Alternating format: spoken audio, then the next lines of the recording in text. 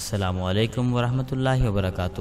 میں ہوں محمد عبداللہ اور آپ دیکھ رہے ہیں ہمارا channel Peer Kamil moral stories. ناظرین، ایک بادشاہ تھا، اس میں ایک عادت بد تھی، اسے بیٹی سے بہت نفرت تھی۔ اللہ کی قدرت کہ اس کے ہاں پہلے بیٹا پیدا ہوا۔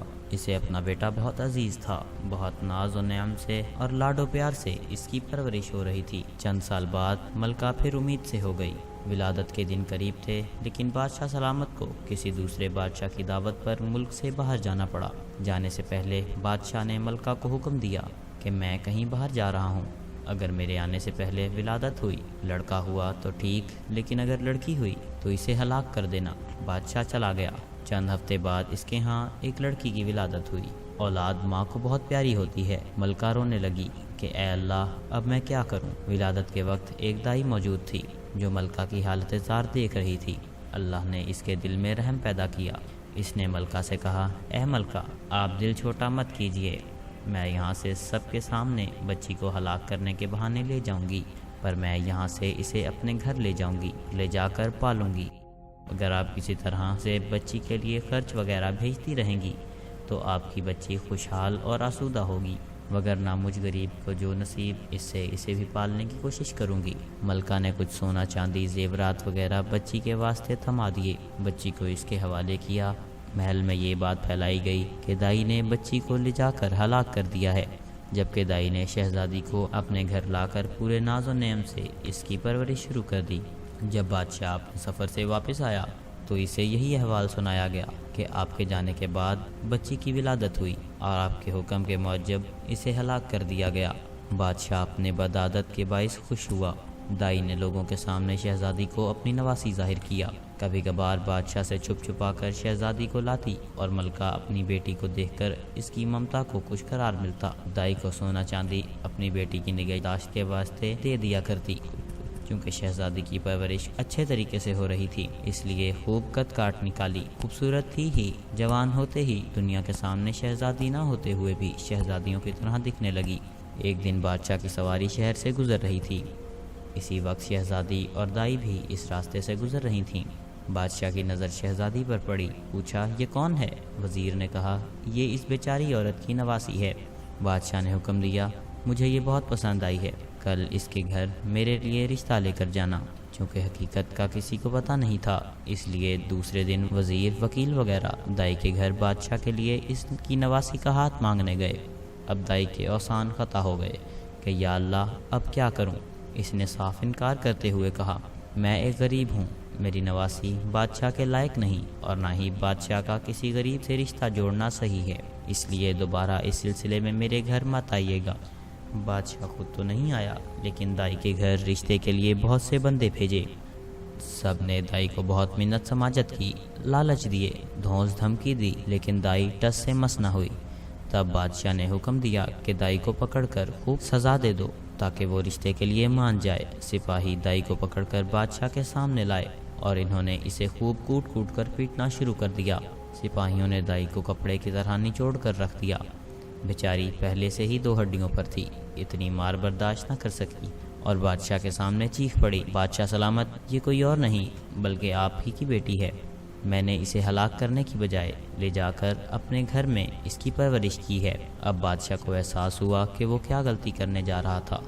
خدا نے اسے گناہ عظیم سے بچایا اور وہ زیادہ غصے میں آ گیا۔ اپنے بیٹے یعنی شہزادے کو بلا کر حکم دیا کہ اپنی بہن کو جنگل میں لے جا کر قتل کر دے اور اس کی آنکھیں نکال کر اور گردن کا خون لا کر مجھے دکھا دے تاکہ مجھے یقین ہو جائے۔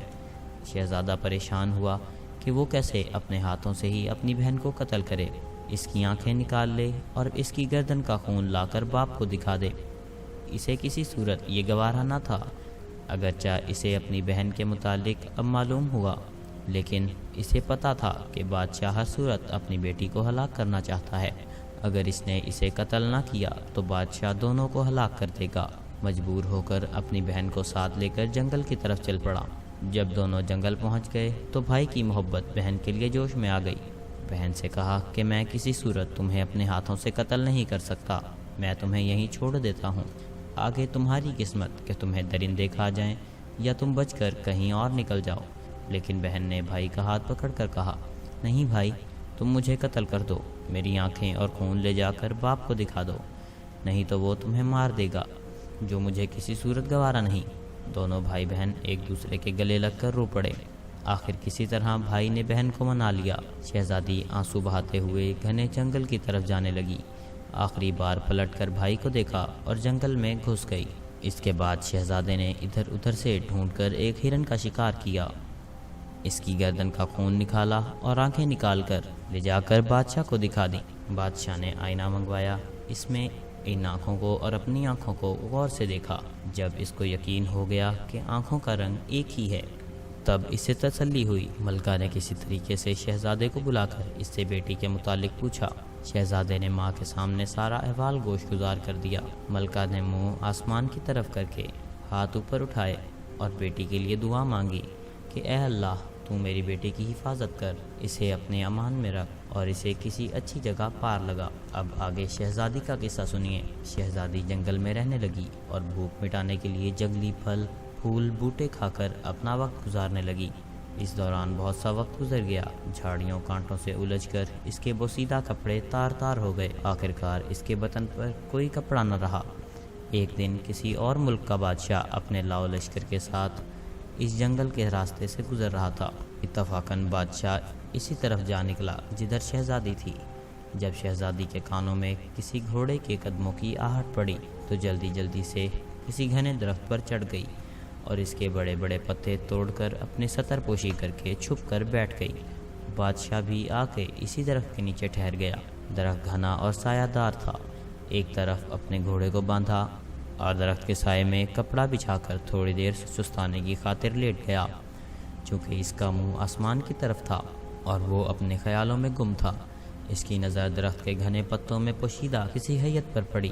وہ اچھل کر کھڑا ہو گیا اور بلند آواز سے کہنے لگا، اے اللہ کی مخلوق، تم کوئی پری ہو، فرشتہ ہو، جن ہو یا کوئی انسان، جو بھی ہو، اپنے آپ کو ظاہر کرو، میں تمہیں کوئی نقصان نہیں پہنچاؤں گا۔ شہزادی نے پکار کر کہا، اے مسافر، میں ایک لاچار لڑکی ہوں، میرے جسم پر کپڑے کے نام پر کچھ نہیں ہے، اگر تم اپنے نیچے بچھے چادر کو میری طرف پھینک دو تاکہ میں اسے ڈھانپ کر نیچے اتروں اور تم سے بات چیت کروں۔ بادشاہ نے اپنے نیچے بچھے کپڑے کو اٹھایا، اس کا گولا سا بنا کر اس کی طرف پھینک دیا۔ شہزادی نے اس کپڑے سے اپنے جسم کو خوب اچھی طرح سے ڈھانپا اور کسی نہ کسی طریقے سے درخت سے اتر گئی۔ جب بادشاہ نے شہزادی کو دیکھا تو اس کے حواس گم ہو گئے۔ اس کے پورے ملک میں کوئی اتنی خوبصورت لڑکی نہیں تھی۔ پورے دل و جان سے شہزادی پر فریفتہ ہو گیا۔ جھٹ شہزادی سے کہا، میں ایک بادشاہ ہوں، اگر تم برا نہ مانو تو میں تم سے شادی کر کے تمہیں اپنی ملکہ بنانا چاہتا ہوں۔ اندھا کیا چاہے، دو آنکھیں۔ شہزادی نے حامی بھری، اور وہ بھی ایک ایسا بندہ چاہتی تھی جو اسے عزت دے۔ بادشاہ خوشی خوشی شہزادی کو لے کر اپنے ملک روانہ ہو گیا۔ اپنے ملک پہنچتے ہی بادشاہ پہلے وزیر کے گھر جا پہنچا اور اس سے کہا، ایسا سمجھو کہ یہ تمہاری بیٹی ہے اور کل میں رشتہ مانگنے آؤں گا اور شادی بیاہ رچا کر اپنی امانت یہاں سے اپنے محل لے جاؤں گا۔ وزیر نے آداب بجا کر کہا، بادشاہ سلامت، آپ پوری طرح سے تسلی رکھیے، یہ آپ کی امانت ہے اور میری بیٹی، جب آپ کا دل چاہے گا اسے بیاہ کر لے جائیے گا۔ بادشاہ شہزادی کو وزیر کے گھر چھوڑ آیا۔ اگلے دن وکیل قاضی بادشاہ کا رشتہ لے کر وزیر کے گھر آ پہنچے۔ وزیر نے رشتے کے لیے ہاں کر دی۔ ایک دو دن بعد منگنی ہوئی۔ بادشاہ شہزادی کے عشق میں سب کچھ بھول چکا تھا۔ جلد ہی شادی کا نیوتا بھیجا اور شہزادی کو بیاہ کر اپنے محل لایا۔ بادشاہ اور شہزادی اپنی شادی سے بہت خوش تھے۔ اس دوران بادشاہ نے شہزادی سے اس کے متعلق کچھ نہیں پوچھا تھا۔ چند سال بعد ان کے ہاں بیٹے کی ولادت ہوئی۔ بادشاہ بہت خوش تھا۔ اس نے شہزادی سے، جو اب ملکہ بن گئی تھی، پوچھا، اب جب کہ اللہ نے ہم دونوں کو اولاد نرینہ سے نوازا ہے، تم اب ایک بیٹے کی ماں بن گئی ہو، اب مجھے بتاؤ کہ تم کون ہو، کس کی بیٹی ہو اور کس جگہ سے تمہارا تعلق ہے۔ شہزادی نے کسی طرح سے بادشاہ کو ٹال دیا۔ ماہ و سال گزرتے چلے گئے۔ بادشاہ کے ہاں دوسرے بیٹے کی ولادت ہوئی۔ بادشاہ نے دوبارہ شہزادی سے وہی سوال دہرایا۔ شہزادی نے پھر بادشاہ کو ٹال دیا۔ آخرکار ان کے ہاں جب تیسرے بیٹے کی ولادت ہوئی تو اس موقع پر بادشاہ نے شہزادی کی حقیقت معلوم کرنے کے لیے بہت دباؤ ڈالا۔ آخرکار شہزادی مان گئی اور بادشاہ کو حقیقت بتائی۔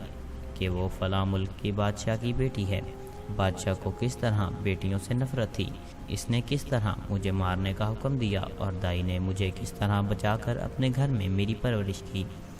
بادشاہ نے کس طرح مجھے دیکھا، پھر کس طرح اپنے بھائی کے حوالے کر کے قتل کرنے کا حکم دیا۔ میں اس طرح جنگل میں خوار زندگی گزارنے لگی۔ وہاں تم نے مجھے دیکھا، مجھے اپنے ساتھ لے کر آئے اور مجھ سے شادی کی۔ ناظرین، یہ تھی آج کی ویڈیو۔ امید کرتے ہیں کہ آپ کو ویڈیو پسند آئی ہوگی۔ اگر پسند آئی ہے تو ہماری ویڈیو کو لائک کریں، ہمارے channel Peer Kamil moral stories کو سبسکرائب بھی ضرور کریں اور ساتھ ہی لگے بیل آئیکن کو بھی ضرور دبائیں تاکہ آپ کو ہماری ہر نئی آنے والی ویڈیو سب سے پہلے مل سکے۔ ملتے ہیں آپ سے اگلی ویڈیو میں، جب تک کے لیے اللہ حافظ۔